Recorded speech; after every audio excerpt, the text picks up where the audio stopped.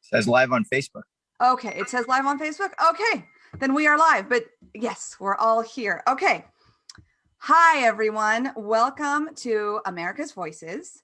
We are so glad you're here. We have Americans here from across the political spectrum. We have all different types of minorities. To get into our subject today, we're going to be talking about vilifying race in the media. Is it helping or hurting our country? We're going to talk about meritocracy versus inclusion in things like school admissions and jobs. And we're going to talk about our own personal experiences as minority Americans, because tonight we have Jewish minority, Black minority, and Asian minority Americans represented in the house. So we're going to go around and just say hello. If you just want to state really quickly your name, your political affiliation, and maybe what you do for a living, and we'll get into it. So Joel, welcome back to the call. Hey, how are you doing? My name is Joel Patrick, and my political leanings, I've been a lifelong Democrat. The last election I voted Republican. Actually, the last two elections I voted Republican. I don't really consider myself to have a party, but I consider myself, I'd say, more center leaning right. Okay, happy to have you here, David. Oh man. Hello, I'm David. I published a magazine, but a basic background in advertising and communications, and consider myself a moderate Democrat. I'm so glad you are here representing. Daniel. Yes, Daniel Greenberg. I am a very liberal Democrat. Okay, we're happy to have you also. And our special guest, Marc. Marc, you're muted. Hello, Hey. I'm Marc Ang, and I guess I would be an independent conservative. Okay, well, we are all very happy to have you guys. I think now more than ever, we need grassroots conversation. Daniel, your background is a little bit distracting. Who is that, by the way? Is that Taylor Swift? Taylor Swift. Okay. She She's looks terrible. like that other actress that does Marilyn Monroe. But okay. Well, we do need more women on the call. So if you're channeling Taylor Swift, okay, there she is. But I want to see you a little bit better. So if you could just have a little bit more of a darker background, that would be awesome. I don't want Taylor to outshine you. Wow. That horse left the barn a long time ago. Okay. Okay. So, all right, that's much better. Thank you. That works. So we're going to go into, if we think that the media is kind of a little bit biased in terms of how they're reporting certain stories, why some stories get national attention while others not, why some stories highlight certain minorities and races and others not, and if that's a good or bad thing. So would anyone like to start the conversation? I'll start it if no Okay. one's. Oh yeah, it's kind of timely because we did a very big press conference yesterday for the Asian community on these Asian attacks. And what was very interesting is we did propose some solutions. Basically, we proposed some solutions, and one of them is the law enforcement angle. And the law enforcement angle did not get covered by the media, but they wanted to talk about affirmative action. And Okay. that was the thing that ended up in Fox News and Washington Post. Okay. And how do you feel about that? Yeah, I feel that it's slanted because the media has its own agenda about what they want to report. And a lot of times it involves partisan food fights. And that's what they wanted to do. And it's funny because we had Fox, which is supposed to be right leaning, and we had Washington Post, which was supposed to be left leaning. Mm-hmm. And both of them wanted to cover the same thing, but on different angles and to stoke problems and issues. Mm-hmm. So it was fascinating to see. Both of them were reporting on different things, but on the issue of affirmative action and race-based preferences, which is a component of what I believe is systemic racism towards Asians. But our press conference was really pressuring the Biden-Harris administration to actually do something as far as the law enforcement goes to protecting the Asians that are getting attacked right now. So instead, they didn't cover that at all, and they covered only what they wanted to talk about, which is the partisan bickering and what happened, I guess, in Congress a few weeks ago, where some of the Republicans were trying to, bring up that issue. And what the left is saying is the Republicans are trying to use that opportunistically to further their anti-affirmative action agenda. Taking advantage of these attacks that have happened. So that's kind of what I noticed. The media decided to spin and do it that way. So it's fascinating because I'm right in the middle of it, and I saw exactly what the bias is, and it has to do with its omission, basically omission situation, and also highlighting certain things and ignoring others. So that was my observation. You're exactly speaking to the point that I feel I see a lot, that there is a desire to vilify because it's more clickbait. But it certainly is divisive. It certainly is polarizing. And I don't think it's helping. It might help the readership and the viewership of that media outlet, but is it truly helping us as a country come together? And it's interesting how you see from both angles the situation was trying to be taken advantage of. Yes, and it's fascinating because I think 90% of political discourse pretty much stays in that little circle of fighting over left versus right versus actually tackling the issues and becoming more nuanced about things. And I certainly, it's kind of like, in sports, you root for your team, and that's great and all because it gets you into the sport. And I'm all about more people getting into the sport of politics. But at some point, you have to transcend that. And you can be a liberal, you can be a conservative, but I think you should be able to have discussions on the finer points of the issues. And that's why I appreciate what you're doing. And, I love talking to people that don't think like me because it's just way more interesting. Absolutely. And, I was actually having a conversation with David earlier, and I was saying I was a libertarian on an issue. And he was like, well, and he gave me the definition of libertarian. And he said, I don't really fall under it, but we are not just black and white Democrat, black and white Republican, black and white libertarian. We have a whole myriad and range of depth with how we see the world based on our own experiences. And there's no right or wrong. That's what makes our country so unique, is being able to present different perspectives and getting back to the place where we used to be at one point, where we can actually agree to disagree and still like each other. Right. Some of my best friends are actually completely opposite from me politically. And we're okay. We don't need to talk about all the things we disagree with, but once in a while we can. Yeah. And that's healthy. But I think people that fall for like the cable media, whether it's MSNBC opinion piece people or Fox News opinion piece people, it's really disturbing that they get obsessed with that, and then the hate builds up, and that's really not productive. So let's hash these issues out, especially affirmative action. I went to Columbia University in New York, and my roommates were liberal Democrats, and we agreed on affirmative action, which is really interesting. And what's very interesting is we did shoot down affirmative action 57-43. So it was no 57 on Proposition 16 and yes, 43%. So it was a 14% landslide victory. So, in the most liberal state, California, we shot down affirmative action. So clearly there was a lot of people that are not conservative Republicans that voted, against instituting that in our public institutions. So I'd love to talk about that today. Yeah, isn't that interesting how that doesn't get shared?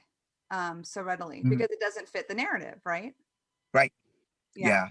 And that got very little airplay. And you're absolutely right. If we're going to hold the media accountable, Yeah. I am so happy that there's, podcasts like this. There's independent media. And that is really what got President Trump elected in 2016, because no one saw it coming. No one saw that there is actually a huge swath of Americans that are very disillusioned with the mainstream media and really want something a little more intelligent than what is currently being presented. Yeah. Mark, Well, when was the last time affirmative action was on the ballot? What race were you talking about there? 2020, we just won it 57-43 In California? in California. Okay. Was it Did you statewide? not- I'm not in California, friend. Okay. Yeah. So, and the last attempt at it was in 2014, and that failed as well. So since 1996, when we banned affirmative action with Proposition 209, the liberal Democrats have basically tried to institute it how many times? 5 times, and failed. So really, I California, didn't even know. I Yeah. thought affirmative action was still very strong in California. it's strong in private schools. In private. So definitely in Ivy Leagues. And that's actually, there is a DOJ case with Yale that the Biden administration has just put the kibosh on. Well, that is very important that we address that in private institutions, because especially the Asian community seems to idolize. I mean, I certainly don't. I did it for my dad. I'll be honest with you. I went to graduate school, to Columbia, to fulfill his dream. And, but for a lot of people, they're under this mistaken idea that the Ivy Leagues are somehow better. And the Ivy Leagues are the most discriminatory and let people in on very arbitrary bases versus merit. And I think the only true equalizer in life is merit. So we can only be equal if we give give everyone equal opportunities, but it does not necessarily mean equal outcomes. Right. Right. But I think the big question is how you define merit, right? Well, there's some objective testing. Absolutely. Yeah, but if I'm building, I'll take the argument, if I'm building a school and I want a diverse student body that has all these things, if I want a band, I want to make sure that I'm bringing musicians in. If I have a art department, I want to make sure I got drama people coming in. If I'm building, I want to build an inclusive world. I want my sports team. I want to make sure I have athletes coming in. They might, so how do I round out the needs of that part if all I'm looking is at a test score? Well, yeah, let's talk about sports. If you want to play that game, then let's get a bunch more Asians into the NBA and the NFL. I mean, it's you can't have it both ways. So, and that's what, if affirmative action had got instituted, and thankfully it didn't in November, I'll tell you, that's my fight. That's something that I would push for. You want to be selective based on race and skin color and divide us? Then let's do that across the board. So no, you can't understanding what side of this issue you're on. What do you mean? What is difficult to understand here, Daniel? What are you not understanding? Are you for? No, I am saying that if you're going to hold the population to a certain standard, it better be consistent across the board. Consistency is the key here. The thing is, there's a lot of picking and choosing that is not based on objective metrics. Right, but I think that's also the difference between private and public. What do you say, Mark? I mean, some places can make that choice. I don't think the world has to be consistent. Sure. That's the difference of a private enterprise. And I'm okay with that. Yeah. Well, that's a private college is a private enterprise, right? Sure. Yeah. So they can choose to do it however they want. There you go. It doesn't mean that I need to like it. It can also mean I have an opinion on it. 100%. But I don't think there has, right. But there has to be is your will, not necessarily the legality or any other issue. There's a difference between public and private. If our bright future doctors, future top lawyers, future top businessmen are going to be shut out of these private schools, then so be it. That's why I lead the charge that, I think the Ivy's overrated. I've hired more people that are successful from places like Cal State Fullerton and, local schools and city colleges than sometimes entitled people from, from the Ivy Leagues. So can you give us more detail why affirmative action did not pass in California at 57? Yeah, so I was the director of outreach for the campaign. So I built the coalitions for the, for that campaign. And one of the things that I noticed was it's amazing because, our message came down to, I really don't like the word affirmative action. I guess it's been played out so people understand it. So sometimes they use it, but really it's, we changed it to race-based preferences because that's what it really is. It's picking based on skin color. And so what we did was we went out and built coalitions. And, this is something I've been doing even before the campaign is I love working with different groups of people. Like I was on a board of a Black Chamber of Commerce. I, work with a lot of Hispanic groups. I grew up with Mexicans. So, I'm your typical LA person that grows up in a very multicultural or multi-ethnic environment. And, what we did was we actually went down to the specifics and the nuances of affirmative action or race-based preferences. And the thing that we did was we understood that how it affected adversely other communities. And you would be shocked. We did very well with Latina women, for example, because a lot of them are professionals with, AA degrees. They work as X-ray technicians. They work as lab assistants, paralegals. And the last thing they wanted was for people to look at them and say, you only got your job because of your skin color and, or, that you got a leg up, and they hated that. And that was beautiful. Another very interesting group of people that we were able to engage that were typically Democrats or Black women. And Black women are actually historically and currently overrepresented in government public sector jobs. So this Proposition 16 was going to go overarching to include public sector hiring and public sector contracting. And the thing is, the Black women, since they are overrepresented, would have been cut. Their jobs would have been cut and their livelihoods would have been cut. So that also, I was able to, bring a lot of people that don't agree with me politically to the fold. And we created a winning coalition of 57% to vote against it in this very liberal state. Mark, I got a question for you. Did affirmative action have a time and place and we've surpassed the need for it, or was it never a good idea in your mind? It was never a good idea in my mind, but at the same time, I can see the intent, of some that supported it. Was it a good idea in the time of slavery? You know what I don't understand about this slavery thing is how many years are we removed from that? So slavery ended with Abraham Lincoln, who started the Republican Party in the 1860s. Are we going to keep rehashing stuff from generations and generations past? Do you know how many poor Asian people have come to this country with nothing on their backs? They got robbed when they got here. And within one generation, we rose up and we're the top doctors, top businessmen, top lawyers. Okay, so stop making excuses for your victimhood. And I'm tired of that, okay, from any group or any person that wants to be a victim, okay? Slavery ended in the 1860s, period.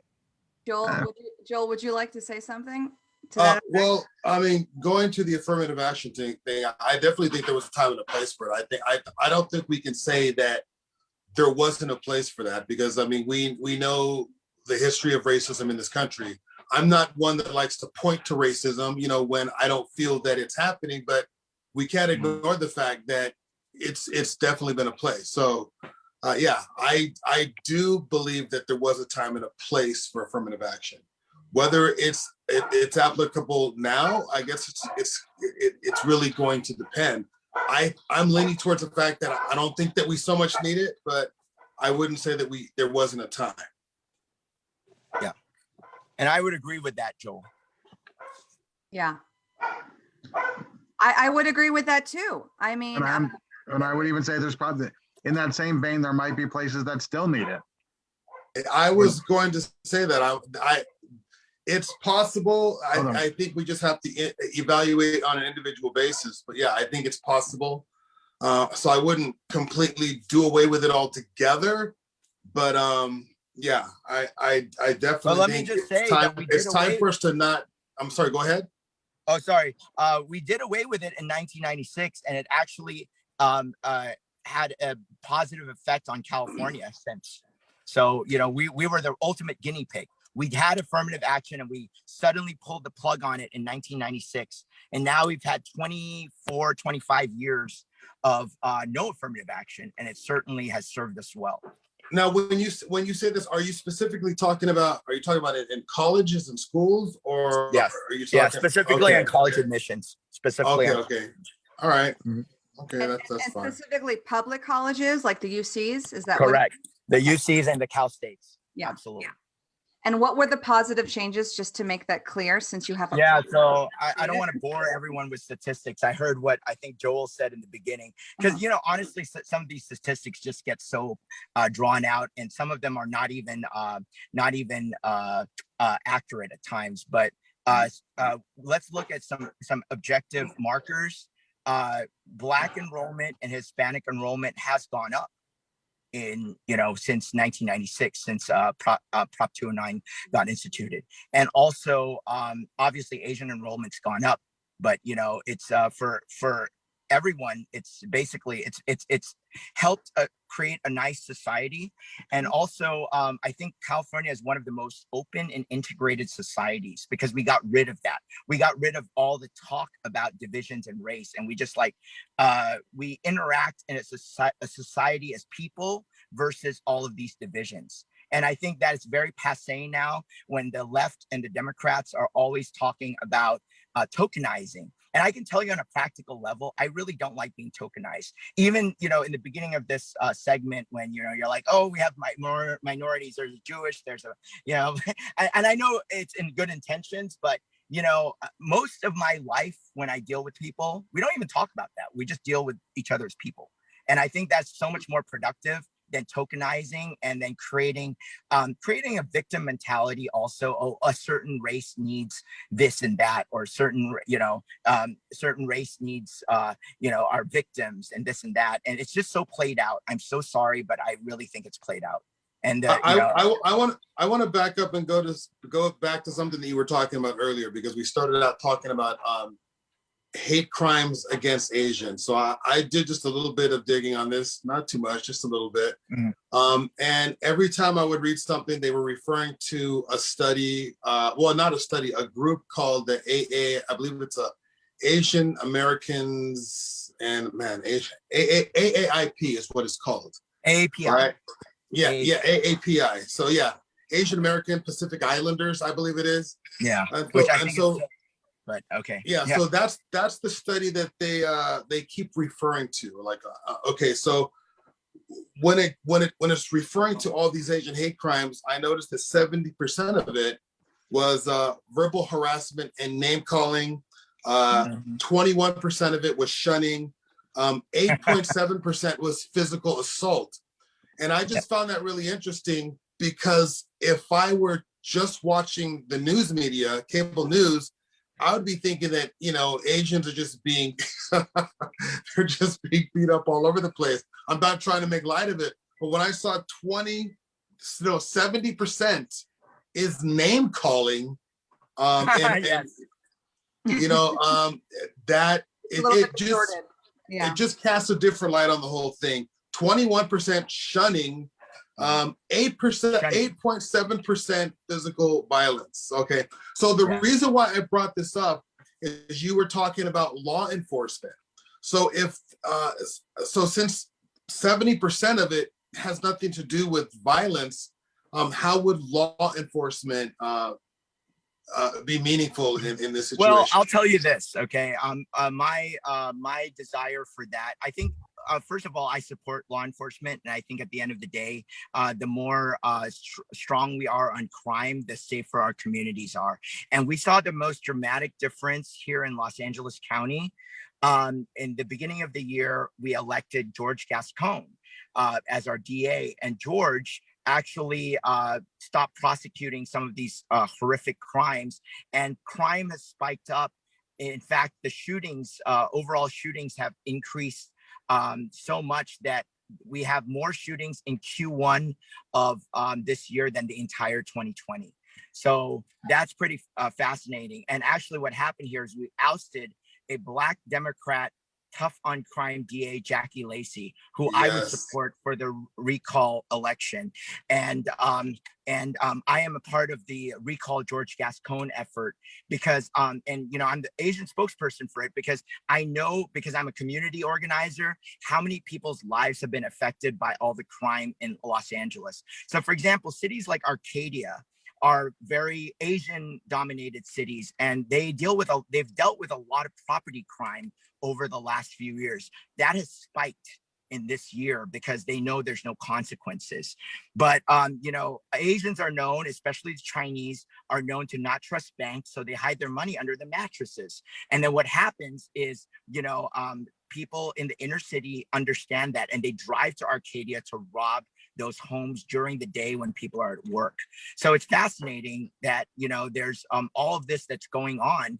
And, you know, it's really the solution for me is, you know, bring back someone like Jackie Lacey and things will get back to normal. And I think that is a very important thing that gets lost in all of this desire to paint these crimes as white supremacy crimes.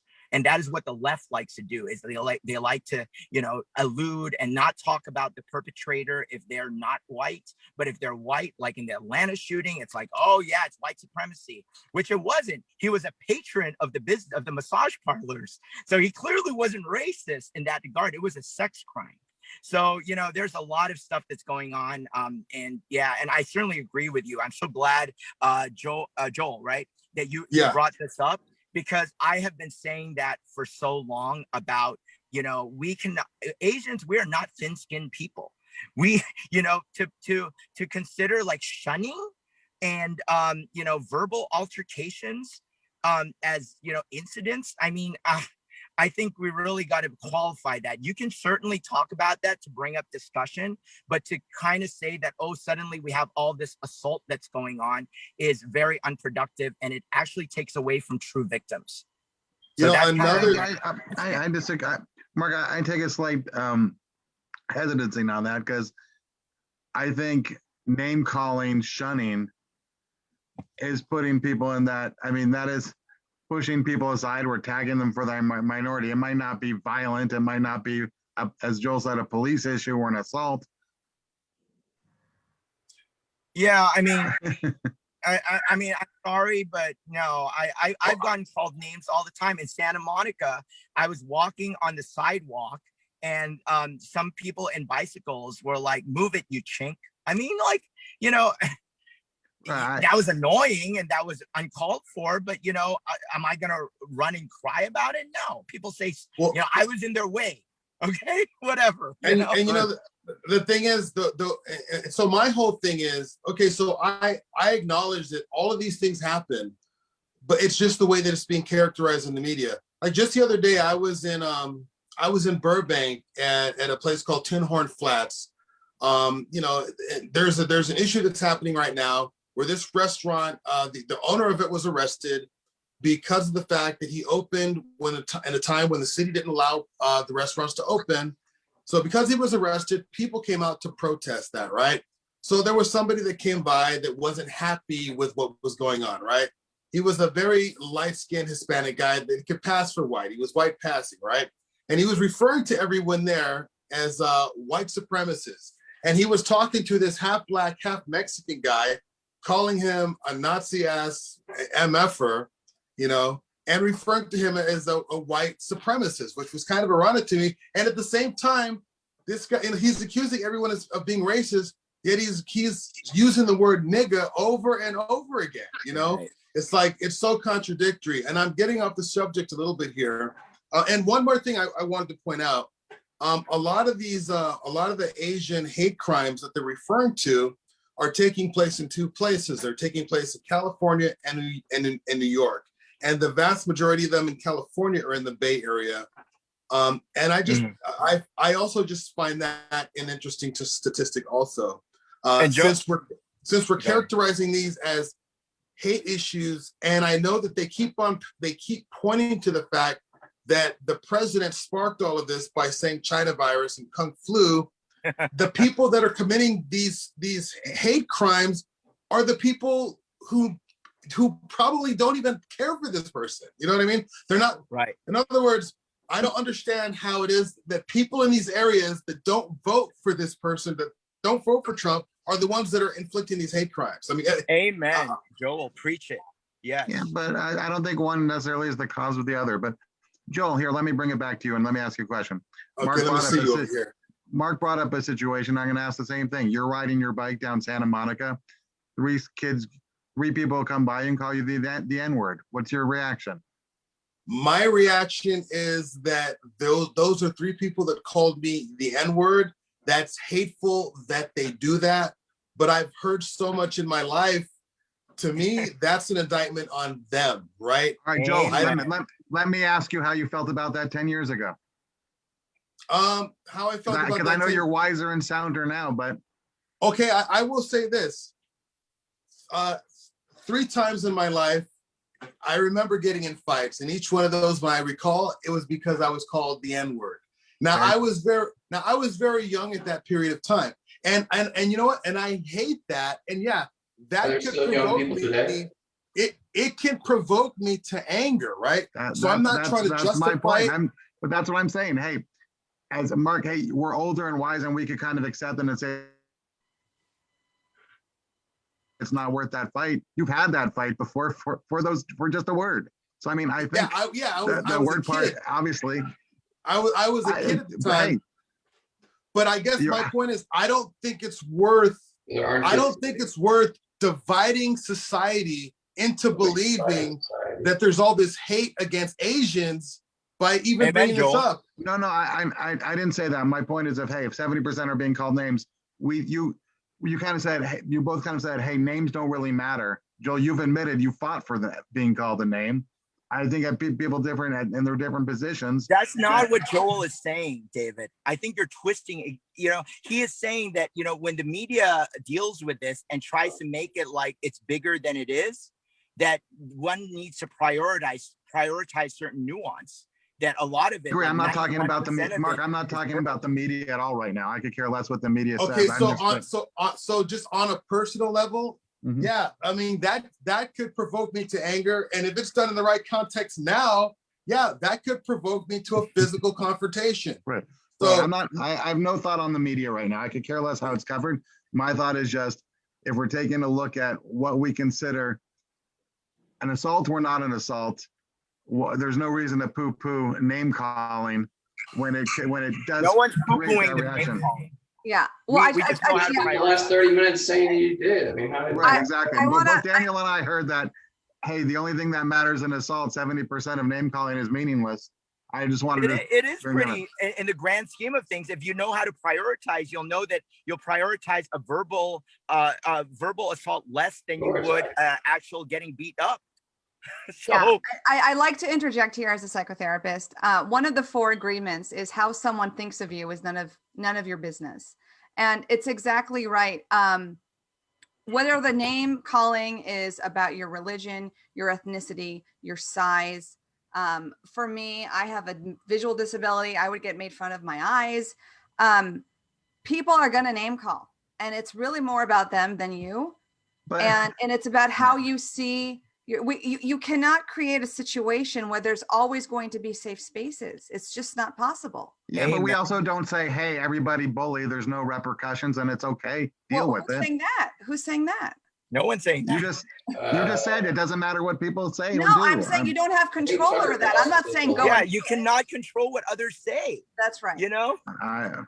That's free speech. That's our first freaking amendment. No, it's not. That's not free speech. It is free speech. You tell me. All right. No, free speech does not allow somebody to berate somebody using offensive terms. Free speech does not give you that right.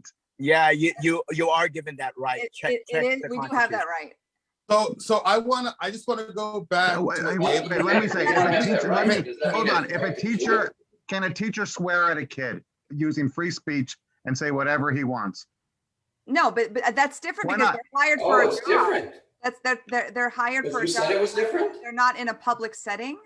That's a public setting. It's a free speech area. It's a school. It's a public setting. Can the kid swear off at the teacher without any repercussions? He has free speech according to you. He can say whatever he wants. And he can Why deal is with he being sent to the consequences. principal's office?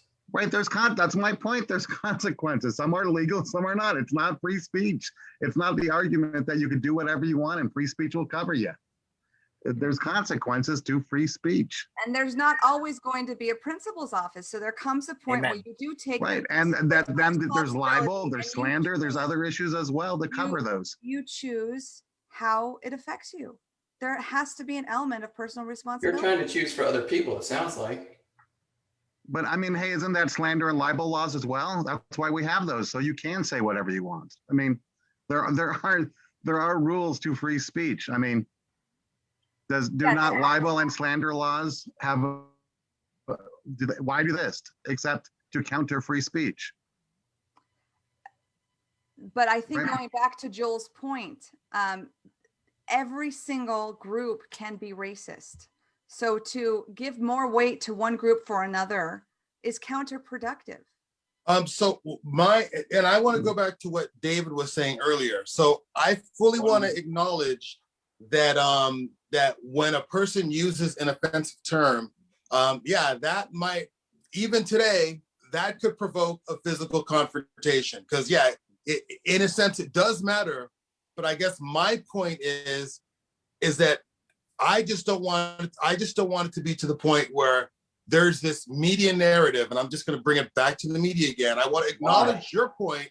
I want to acknowledge your point, David, but I also just want to add to that right now I just feel like it's a divisive issue that I think is completely unnecessary, and I feel like it's overblown. So here, let me ask you, as I watch media, what do you think the media narrative is right now? And because that's what I'm missing. Because every time they talk about this, they frame it as if there is this violence that is happening against Asian Americans, that Asians are being hurt, and they're not characterizing as name calling and verbal assaults. But hasn't there been a huge crime? I mean, and once again, I'm going by the media narrative. Hasn't there been a big spike in attacks on Asian people? Grant, you maybe that's all. You're making the argument that's just name calling. Well, I mean, I'm not going to say that there isn't a rise in the amount of physical violence against Asians. I believe for LA County, because a friend of mine gave me the stats, I believe for the year 2019, it was 7. And in 2020, it went to 15. So it doubled. But what are the numbers that we're actually talking about? It's either and this is for LA County. I have the text on my phone. Somebody sent it to me. It actually came from the LAPD. So I will find this and I will text it to you if I have your number. I'll find it and I'll get this. I do appreciate that. I mean, if it went from 5 incidents to 20, so in a sense, so it doubled. Right. So the numbers doubled. Right. But my thing is, what exactly are we talking about? Mm-hmm. I can appreciate that. Yeah. Okay, so let's switch gears a little bit. I have some questions here that I think we've already started to answer them. And, Joel has shared some personal experiences and so has Marc. But if David or Daniel, you'd like to answer this question, have you experienced racism personally? Has it gotten in the way of your safety or opportunity, health, or any other area? Has it made you— Daniella, What's that? Did you exclude me from answering the question? No, you did. You already answered, but if you have more, if you have more to add. I'm sorry. I couldn't resist. I'm sorry. Everyone is included. This is a safe space. I'm sorry. I couldn't resist. Go ahead. Okay. Yes, Joel, you can continue to add to your heart's content. Okay. So have you experienced racism personally? Has it gotten in the way of your safety, opportunity, health, or any other area? Has it made you stronger or weaker as an individual today? Why or why not? Anybody like to share? I'll share a small story because I think it might. So I was doing a job not far from in Southern California, working for a city in Monrovia, and we were bidding on a project there, big project for a city contract. And I had 3 people, independent, I didn't know them, all say, "Hey, you're not going to get this. You're Jewish. This town doesn't like Jews." Now, we ended up getting the contract. I don't think it played a part, but you don't know how many things you don't get where you don't do, where you find out about because it's hidden in the back. That's So, true. Mhm. That is, yes. So Agreed. I agree think there's a 100%. lot of racism where I'll say judgment or prejudice that we never see. You know, did I not get a job because of it? Did I not get this because that? I'll never know. So I'm not going to say that it was because of that, but could it have been, or may have been? Yeah, well, why would they come out right and just say that? Right. Exactly right. They can hide the prejudice and still act on it and discriminate against you. Right. So I'm So not sure I understand I'll what you're piggyback on that.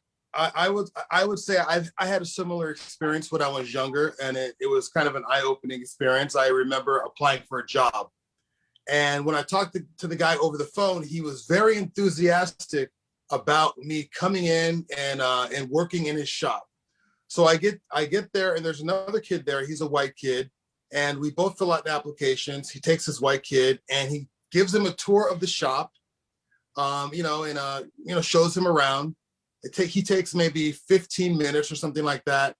And then he comes back and the kid goes out, he finishes with his interview. Then he picks up my resume. He just looks at it and says, "Okay, we'll give you a call." Right. And this is after I talked to the guy on the telephone, and he was so enthusiastic about me coming to work for a shop. And that hit me like a ton of bricks, because that was pretty obvious to me what happened there, right? But, so I'm not a mind reader, but I've experienced this enough in life that I recognize what this is. You begin to recognize the nuances. So yeah, I agree with you 100%, David. That definitely happens all the time. And it's one of those things where, my dad told me before he passed away, because my dad grew up at the end of Jim Crow in the South, Baton Rouge, Louisiana, and one of the things that he told me is that this is a white man's world, and you just have to work a little bit harder. So I don't want to. I'm not going to say that this kind of thing doesn't exist. I'm aware that it does, but the only way that I feel like I can have any kind of success is if I just kind of realize that this happens, and then have this self-determination in me that I have to move forward. I can't linger on that. That doesn't mean that we don't do anything about it, but it just means that I for myself, if I'm going to move forward, I just have to keep, keep moving forward. Yeah. Thank you for sharing, Joel. I want to add to that too. My grandfather had a very Jewish last name. And he purposely changed it from Solomon to Selner to get into med school, because there was a time when there was a lot of anti-Semitism in the 20s, 30s, 40s, 50s, where a lot of Jews actually changed their name. Now is not the case. But, again, he had a very hard life. His father abandoned him. He had to take care of his mom. But coming from the Holocaust, coming from different places where there was true limitations of freedom, he focused on opportunity. And my dad, who came from the Middle East, had, a different background entirely, but that same thing. He came here with nothing. It was not easy. He definitely went against the grain to a very white business. I think he was the first Jewish, not just Jewish, but Middle Eastern Jewish man to be hired. And and you just kept moving forward. And that was the mentality. And I think that's what a lot of, we can resonate with that Asian mentality too. It's about resilience and taking what you have and moving forward. And again, I agree. We are in America, and it is an American value for people to feel free here, to be who they are, to be the color of their skin, to be their religion. And that's what. But that's the ideal. I don't know if that's the reality. No, but I mean, it is American value, right? So this is what we strive for as a country, that we can stand against hate crimes. We can stand against those things together. And I just feel it's counterproductive when it starts to be used as an agenda, as a divisive agenda, as opposed to something we can all stand against together. We see a lot in the news on anti-Asian crime, anti-Black crime. We don't see a lot of anti-Jewish crime, hashtag stop Jewish crime. And Jewish crime is still the #1 minority crime in the country. So, I mean, again, it seems like it's picking and choosing. And then David, you asked about examples of the media narrative. The way they covered the Atlanta shooting, immediately it's a white Trump supporter who was anti-Asian crime, and the story developed and turned out that he had a sex addiction, had nothing to do with him targeting Asians. Wow. How they cover. How do you know this? Right. I don't know if that's 100. I mean, I think because he liked visiting massage parlors, he wasn't a white supremacist. Also, what? Yes, that's true. He was not a white supremacist, and he was not because he visited massage parlors. No, that has nothing to do with the other. Okay, and so is it possible that you could be both at the same time? The FBI interviewed him extensively. The FBI interviewed him extensively, and they found out there was no white supremacist motive there. So, will you trust the FBI here? I have no idea. I don't even know the guy, but it's certainly possible that he could be both. Well, the possibility does not mean fact. Are you going to crucify him based on the possibility of things? Well, how do you prove that? Exactly. How do you prove intent and motive? Right. You look at their actions. Right. And to me, I grant you he shot women, but he also shot Asian women. So, I mean, I don't know if that's necessarily divided. We're not divided. I have no idea. Well, yeah. I don't think it was all Asian women. And I think, again, it was 6 out of 8. Yeah. Okay. 6 out of 8. There were 2 non-Asian women. Yes. Right. His motivation was, I mean, I think he even shared it, that he had this idea of, he was driven by sex, and it wasn't. Anyways, the FBI did the investigation. That was the conclusion. But the way it was portrayed in the media was that for sure it was an Asian hate crime. I don't think they've settled that 100. I mean, from my understanding and my reading, I don't think they've settled that. I think it's still. I don't know if they've charged them yet, even, or if they're adding it or not. I mean, I mean, once again, each state has its own conditions on hate laws. It's definitely a hate law against women because it's a gender-based crime. Then, right? I mean, if you're going around shooting women, it would still be a hate crime for that. He didn't know them, so why did he shoot them? Well, like you said, the jury is still out. So then why make the headline assuming it wasn't a hate crime? That's what I think the news makes a lot of assumptions daily in the heat of trying to find out what's going on on all sides. So right. But and other examples, there was a 13-year-old and a 15-year-old, 2 African-American girls who flipped the car of an Uber Eats driver, a 66-year-old man, Pakistani descent, husband, father, grandfather, and they ended up murdering him. Mm-hmm. And that was covered by CNN as an accident. Danielle, I took a look at that. I didn't think it was covered. It was covered as a murder where it was an assault with an accident that led to death, but I think it was labeled as murder. It was, I think that was how the events unfolded. Was it was assault with an accident led to death? I mean, I think Washington Post even cited CNN as being dishonest. My point to that, David, is that if the driver was Black and these 2 girls were white, it would be a completely different story. I disagree with you. I think that, I mean, once again, you're taking you're taking a position of a hypothetical that it would be different. We have no idea. I think there's. And if they were wearing KKK garb, would the story be different? I don't know what you mean, but I've seen If articles. they were wearing white hoods and they did this to a black person, would the story be different? If they did this to a black person, the story would be absolutely different. That's my point. Right. Go ahead, Joel. You didn't hear what he said. He said if they were wearing white hoods, Oh, would it be different? what? Okay. Right. Oh, Daniel. I have seen Exactly. many stories. Can I just finish my point? I have seen many. You're not making a point. What? Well, if you let me finish my point, maybe I can make it. I have seen many stories where today. Wait, hold on, Danielle. I want to interrupt you for 1 second. Okay.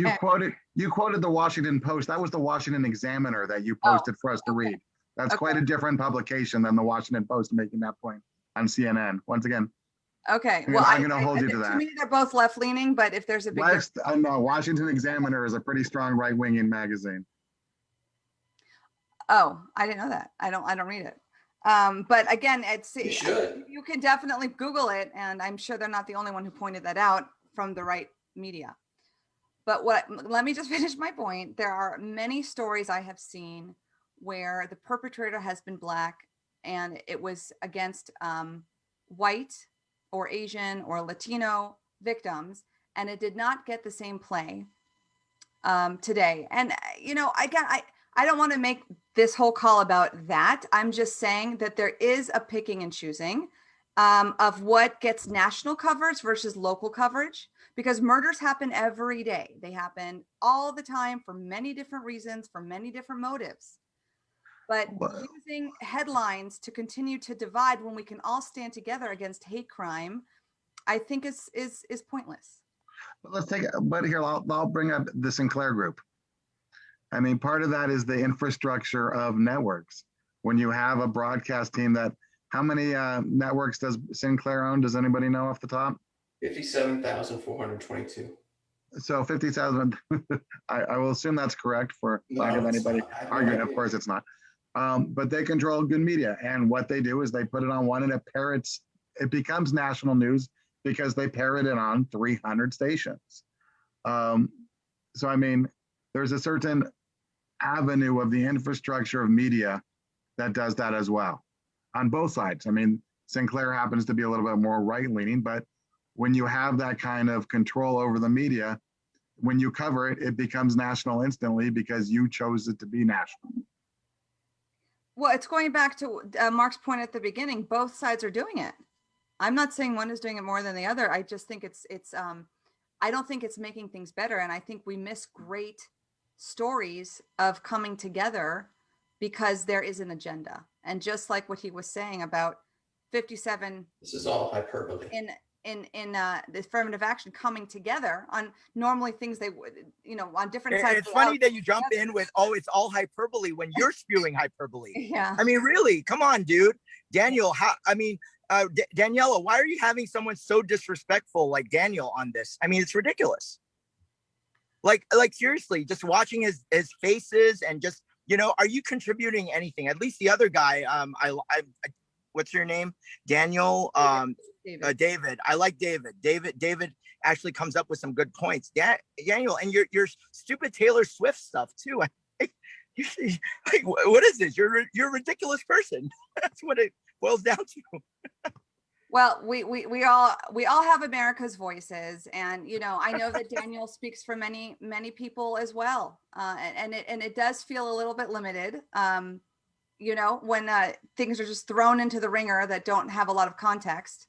Yes, exactly. It just makes zero sense in the end. It's just like, okay, I like what's coming out from him is like, I hate a certain point of view that is speaking facts and truth, and I'm just going to make faces and be condescending. I mean, really, let's call it for what it is here. Let's also try to keep the facts and truth and hold to that standard. Oh, no, these are facts and truths that have been coming out from the rest of us here. So I don't know really what is not factual and what is not true. Why don't we go one by one on those points? Because we can back those up. Well, it is I important. don't like it when Daniella is speaking, and then the other guy there is interrupting, calling things hyperbole, rolling his eyes. I mean, goodness gracious, learn some respect.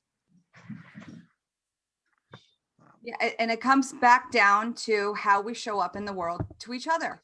Amen. Yeah, and I'm sick of conservatives and people on the right being polite and then the left acting like this. I mean, that's really, because I'm really middle of the road at the end of the day, Mark, And I'm Mark, willing to hear I will points say of it's your view, but- I'll say it's your first rodeo on the show. It's been the other way on the other side. So Oh, really? Interesting.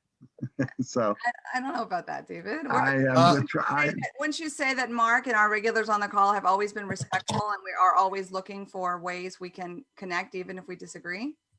I would say we've had some disrespectful people on the show before. We certainly have I'm one happy right to give now. you names off, but I will not do it at this moment. That being said, saying the media doesn't cover something or does, that's a subjective position. That's not a truth or a fact. That's a biased belief that they're covering this. Then we all have the bias of, are they covering it the right way? Are they covering it the wrong? Are they covering it too much? Are they covering it too less? We all have our positions of what are they doing right and wrong. And that's a subjective analysis. There's no truth. There's no fact in that. That's wishful bias, where we see things. And if we see the story, we'll say it confirms us. And if we see something else, we'll say, see, showed you. Meanwhile, we'll say, what if this ever happened? And you can't say it, because if it didn't happen where it doesn't, you can't make your point proof or not. I personally think that we need to, like, when I come on this show, I'm not looking at a lot of news sources. I'm not watching a lot of news. I'm basing it what I'm experiencing in life. And I feel like if we would base the things that we say and do and that we think on our life experience, rather than getting fed from the matrix, so to speak, because we're being fed our reality through social media, through CNN, through all these different places. So in a sense, they're telling us what and how to think. So I think we should be basing our opinions and our thoughts on what we actually observe in the world. Yeah, and when I I look, agree. when I look out into TV, that's not. when I look out into the world, I'm not seeing all this Asian hate. I'm not seeing it. It's not there. I'm an Asian, and I'm not seeing all that Asian hate. Okay, so I agree with you, Joel. I am not seeing all that hate. But here, wait, I'll step in there as I'll say, as a Jew, I don't feel the Jewish hate, but I'm damn well making sure that the temple gets their security grant to safeguard every step, because I know that temple shootings are on the rise. I know militias aren't far away, and I'm certainly going to do stuff. So I haven't seen it, but I'm afraid to use the word yet in that sentence, and I'm not going to keep a head in the ground because I haven't seen it yet. And I'll say this: I am so glad that the hashtags and the left really took on this cause, because I feel like for many years, I think Asians have just kind of been ignored, So yeah, there is a value in making a stink, even if it's not that bad yet.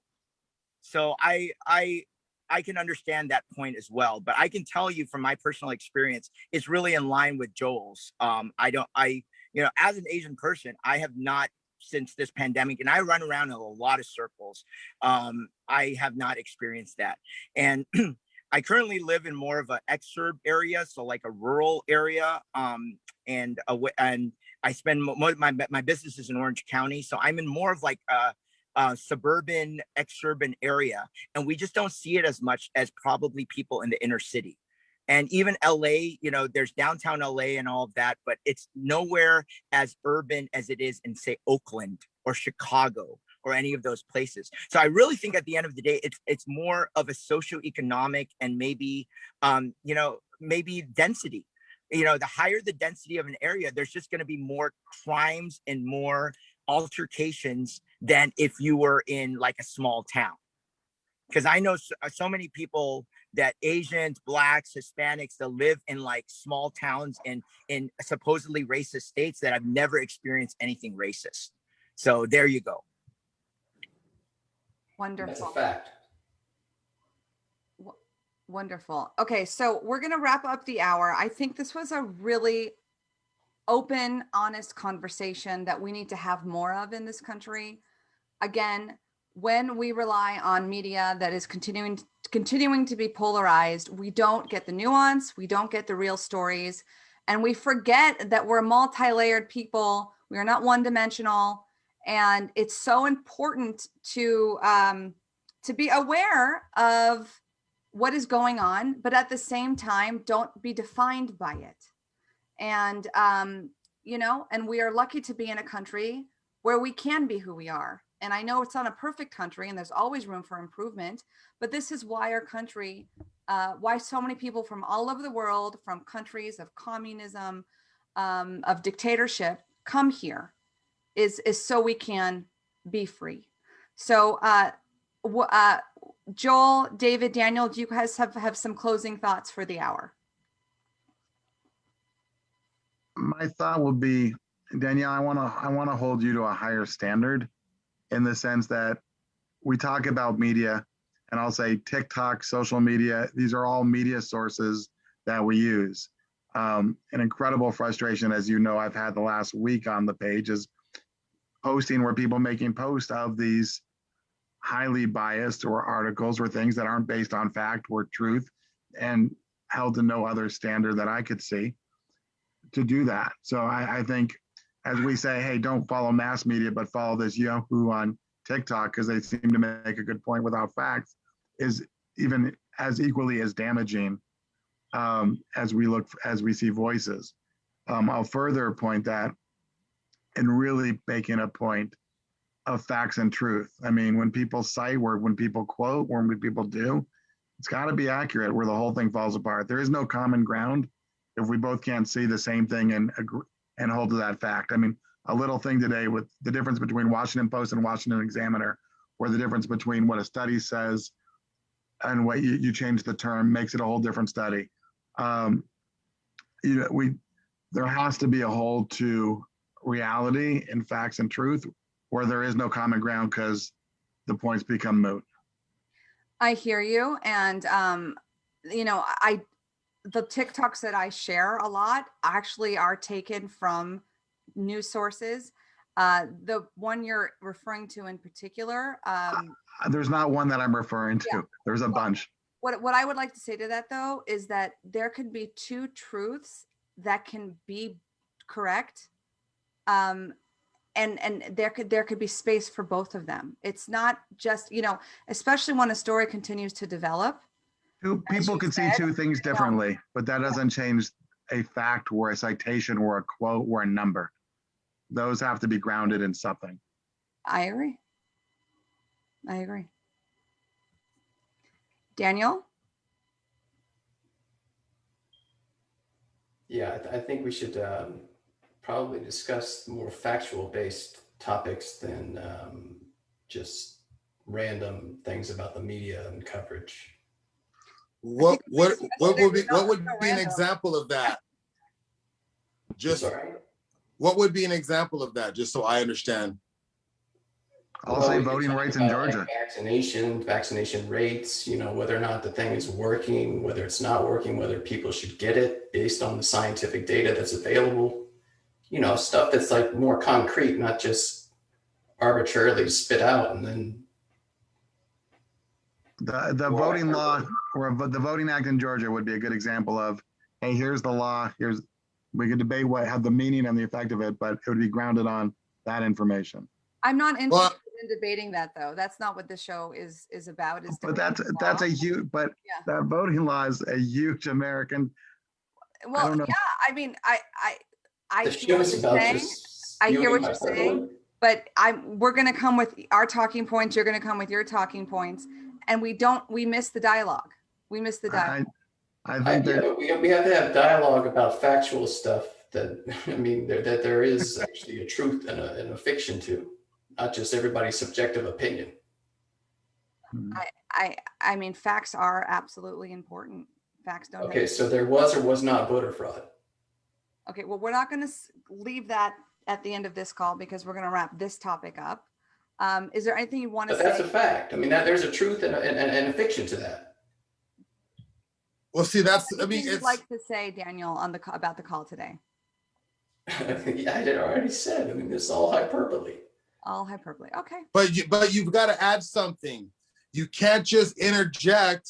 You can't just throw Amen. a dart in and then get out.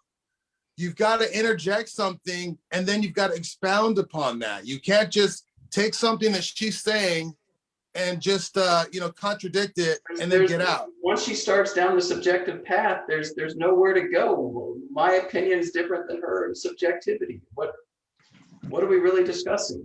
Who can be the most subjective? It's a conversation. We're having a conversation.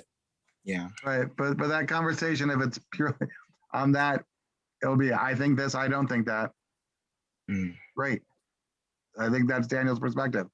Daniela thinks that the media was very skewed on what they cover. Daniel thinks that's just her opinion.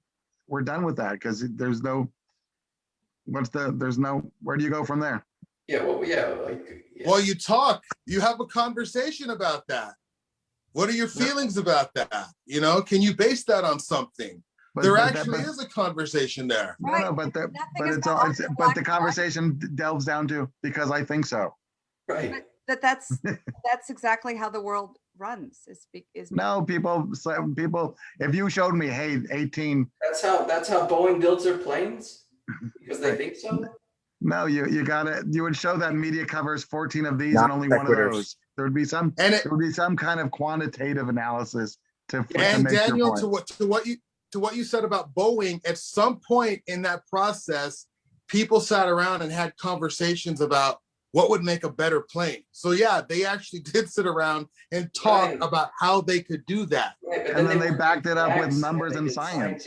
Yes, that's true. That is true. That's a part of it. But you guys end right there. You don't ever go to that part where it's actually get into the facts. You just don't want to hear it. So bring some facts, Daniel. We did get into the facts. I quoted so many damn statistics tonight. Well, but you know what? You guys want to just bully the girl. That's what's going on. I see this dynamic here. And I'm going to leave right now because I cannot stand watching you guys intimidate and bully and not actually get to a place of respect for the moderator. And, that makes this discussion unproductive. So have a good night, guys. Thank you. Joel, you're awesome. Thank you. Peace, bro. Thank you, Mark. I do appreciate you guys all showing up. I can take it. I know when you put yourself out there, not everyone's going to be pleased or like you, but at least it's my attempt at being a part of the solution. And you guys are welcome back. But if it doesn't feel comfortable or productive to you, that is your free choice to not continue in the conversation. And with that, thank you for joining. And next week's episode of America's Voices will be Wednesdays at 7 live in Facebook and on YouTube. God bless you and God bless America. All right.